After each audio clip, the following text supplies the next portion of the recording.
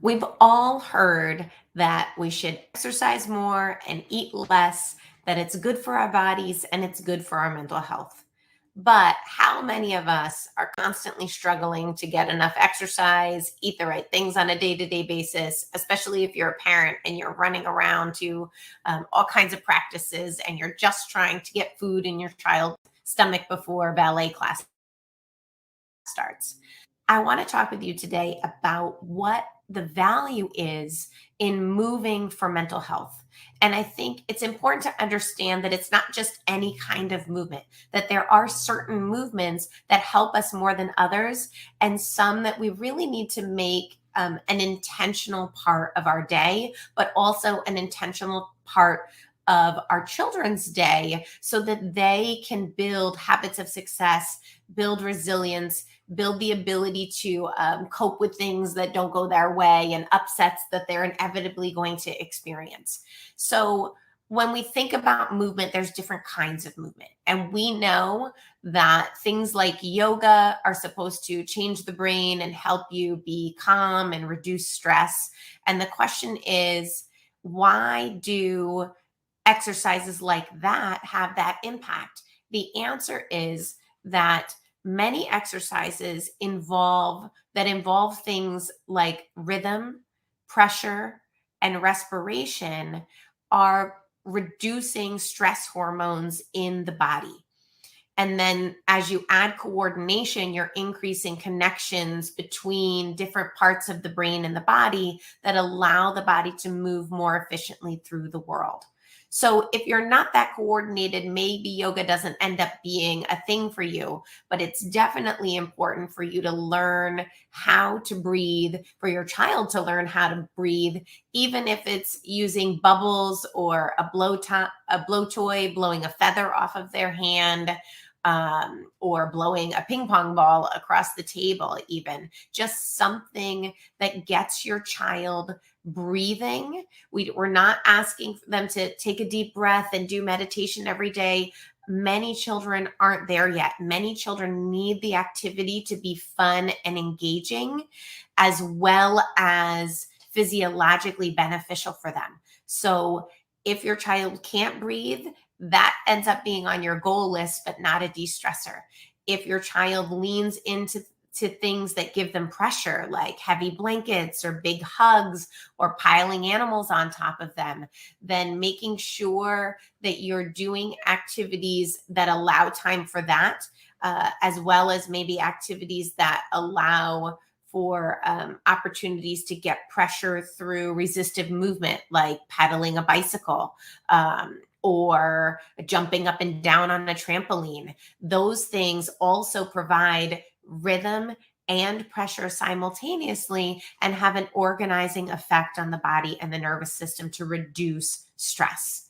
Now, the second type of exercise that's really important to do during the day is exercise that gives you energy to your brain. And that's anything that increases your heart rate and that activates your vestibular system through doing little direction changes, tipping your head up and down, doing things that increase alertness and activation to the brain, that also speed up heart rate.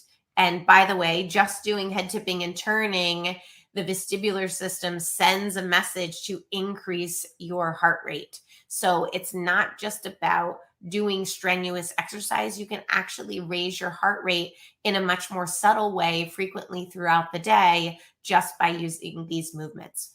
Now, the reason we need to do these kinds of movements, the reason we need to raise our heart rate is not just for cardiovascular health, but because it actually releases something called brain derived neurotrophic factor, BDNF. And that is what promotes growth in the brain. And when we get that hormone released, we're actually helping the brain make new connections and build connections in the brain that are going to help wire us for more efficient movement and more skilled tasks in the future. Now, it's even better if this type of movement is also goal directed, or if you're doing something that involves some sort of goal. So, for example, maybe It's hitting the ball against the wall and practicing your tennis skills. All of your attention and focus is on the ball as you're trying to hit it against the wall. Or maybe you're using a little kid's blow dart and you're blowing at a target that's across the room, or you're playing blow dart tag where you're racing around and your heart rate's going up, but you're simultaneously breathing deeply, trying to hit the other person with the little spongy blow dart. I definitely, when I play that game, the rule is always that it needs to hit you below the neck or it doesn't count.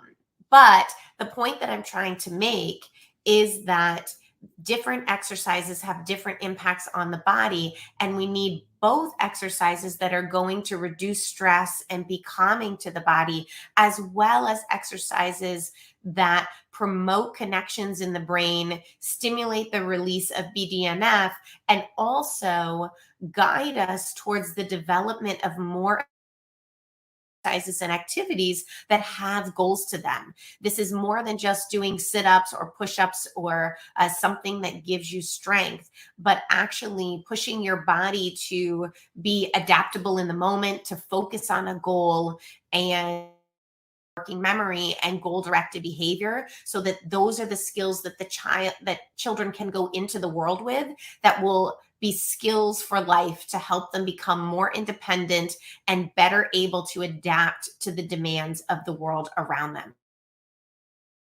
And in that way, we're not just managing anxiety, we're not just reducing stress, we're also increasing a child's capacity to succeed.